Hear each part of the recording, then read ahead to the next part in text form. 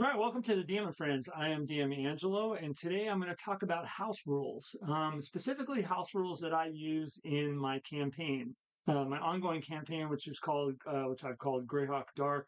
I have a pretty extensive list of house rules that I've developed over the years, and kind of what brought this up is I had a subscriber in the comments. His name is Twin Steel. Asked me if I had a concise list, and he wanted to put together.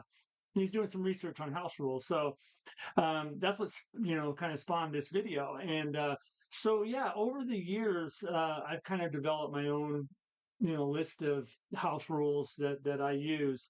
And today I'm going to talk about campaign play, not rules, house rules that I use at cons, because they are kind of different. There's a little bit different from campaign play to con play, that I have a list. But in so I made a little list of the rules, kind of the ones that are kind of the big ones. There's probably more, but I'm going to concentrate on the ones that I have brainstormed. But so yeah, in my little campaign book, I have a little binder that I have for my current campaign where I kind of keep a lot of my notes and stuff.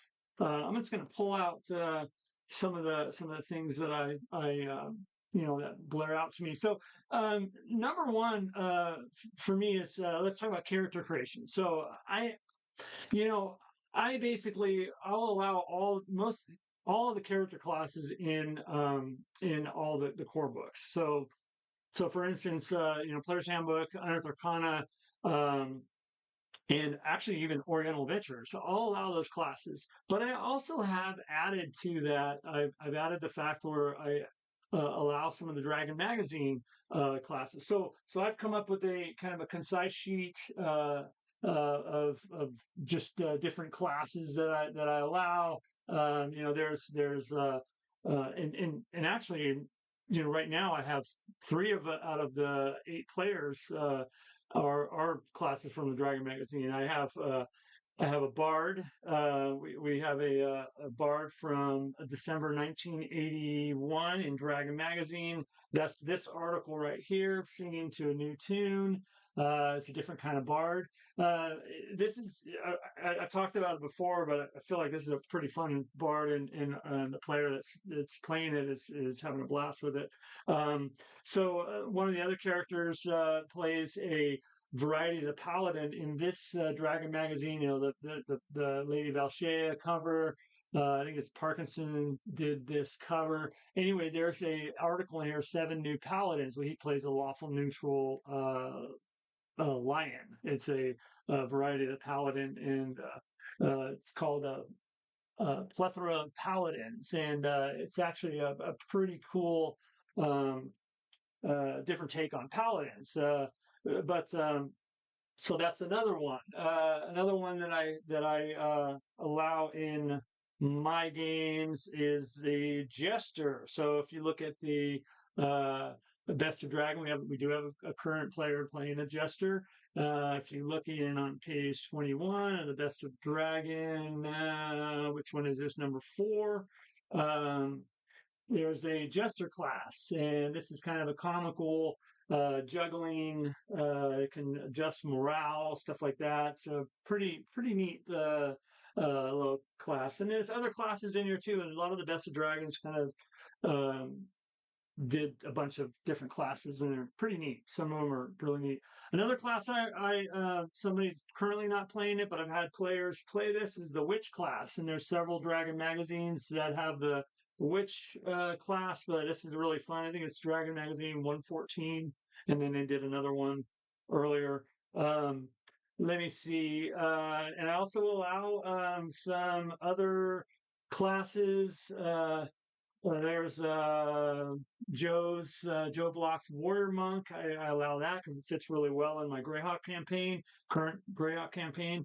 Um, and so there's a pretty big list of the ones I allow in Dragon Magazine. Uh, One thing that I will say is a lot of the classes in Dragon Magazine are some of them are wonky, some of them are overpowered, some of them are are just downright unplayable. But I've had players over the years do a lot of different ones of these, and I'll allow them, but there is a chance in there I'll kind of tailor them down a little bit. I've done that before, but I'm not going to get into the house rolling of those. But uh, so that's it for character classes. I also do first level characters. Always will start with max HP. That's just something that I do. I've actually just recently started doing that. I think I did it way in the past, and then this campaign I kind of started doing that again for no reason at all, just to kind of give the players a little boost to start out. Um, Let me think some other stuff. So, interesting thing for, I also kind of allow some of the players. I have a Ranger of the Gnarly Forest in the group, and there's an article in the same Dragon magazine. This is one of the greatest Dragon magazines right here, 106. And there is an article in here that I specifically allow for the uh, Rangers of the Gnarly Forest, called the Ranger Redefined, and it just kind of gives the Rangers a little boost. There's mechanics for hunting, and remember, this is all first edition D&D.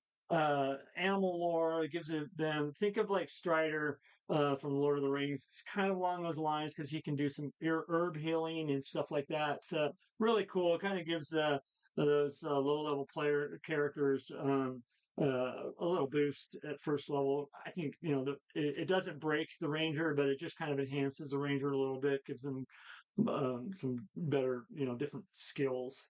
I don't generally play with skills, but that's more of a class skill. I see it as. But yeah, so as far as races, I generally allow all races that are in the core books, and then I also have opened it up to another Dragon magazine article, the Half-Ogre, and I've had players play the Half-Ogre. The Half-Ogre is uh, the best damn door opener in the group. But this was an article by Roger Moore back in the day, and it gave all the kind of mechanics for a Half-Ogre character. Pretty fun. I've had Jim Murphy actually was playing a Half-Ogre in our group before he had to he had a conflict, but it was that was a fun player character. Um, Another thing that I do is I let's say another house rule that I have is for critical hits, right? So I have in the past used this out of Dragon Magazine: good hits and bad misses. It's for crits and fumbles. I've seen a lot of people use it. I currently don't use it, but what I do for crits is I allow, if there's a natural 20 is rolled, I allow the mechanic I use is the double the base die and not double the strength and magical adjustments. So, a longsword is going to do, a D8, a 2d8 base, and then the modification. So you can either double that die or you could roll that die twice. All right. So that's for crits. I also on character creation I kind of provide a list because I play in Greyhawk, so I provide the players with a list of the gods that I'm allowing them to based on the tone of my game. So there's a lot of Saint Cuthbert, a lot of Alona, there's a lot of Tritherian, um, and stuff like that as far as for good aligned players. But I've had players use all kinds of different gods, but um, Cronius, etc. So that's another thing I do is kind of lay that down. In my games, I use to hit AC adjustments. So the way I do that is I don't worry about the armor that they're wearing. I just look at what the adjustment is for AC 7. It's usually right about 90% of the time, but I just, if I blanket allow them to use AC adjustments in the player's handbook, well, don't allow it, but kind of it's a mandatory thing, and I have everybody write down their adjustments and have it ready when it's their turn. That really speeds up play, by the way. But that's a little kind of notch of realism that I try to. I could see that a club would have a really hard time to hit something with plate mail on, those kind of things, or a cudgel or something like that.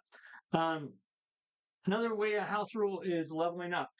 So I will, if they're in a dungeon and they gain a level, I will allow the level to happen there. But when they get back to town, they have to pay for training. And if they don't, then they don't achieve that level. So that's a house rule that I've done over the years. Looking at my list here of more stuff. So if the character dies, if they're mid level, I have them start out back at first level on a new character. That's a house rule that I use, and I find that not too, um, not a bad thing because usually they're riding the coattails of the group and they level up super quick. But I like the fact that the player starts at first level, not just here you're eighth level now or you're sixth level.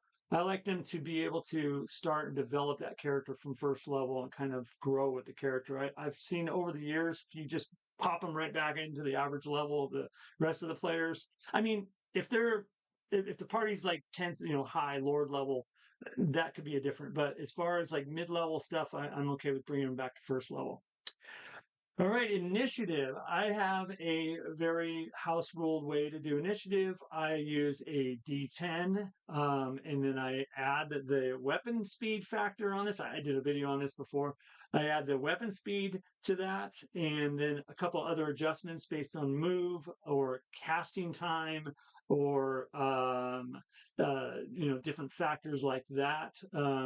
But I use a D10 and it's basically segment based. I'm sure some of the rolls get higher up, but I just kind of count that as one round. But yeah, I've been using the D10 initiative for a long time. And I'll talk about how I do it in cons too. But cons, I use Moldvay. That's what I do. I use the Moldvay D6 side initiative. So my initiative but my initiative for campaign play is individual D10 initiative. All right. I use also in my game if somebody is trying to cast a spell outside of outside of their range or their knowledge or usually out of a spell book because I'll allow somebody to cast a spell directly out of the spell book. It erases the spell and it also has a chance to have a misfire. So I have a full table that I use for spell misfires, and it's a small percentage that it happens. It usually based on the level and the intelligence of the person, and how far out that. Like, let's say if they're only able to cast fourth level, it's a seventh, that kind of stuff. So there's a sliding scale on how uh, frequent a misfire will happen. So it's a really wonky table and it could be pretty dangerous. So I use that too. Let's see on the next one. So I also do house rule. It's really kind of important to let your players know what. I mean, I kind of already talked about it, but what books are being allowed in the game. I have. For instance, in the current campaign, I do not allow any Unearth Arcana spells currently. I think those spells are absolutely bonkers, and so I don't. I'm actually going through all the spells, adjusting them, bringing them up and down in level, or changing duration on them, stuff like that, and then I'll allow the group to use them. But yeah, for right now, no Unearth Arcana.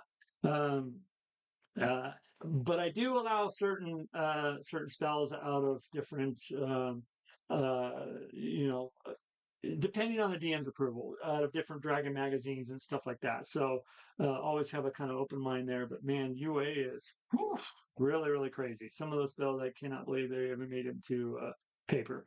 Um, one, I do allow cantrips, by the way.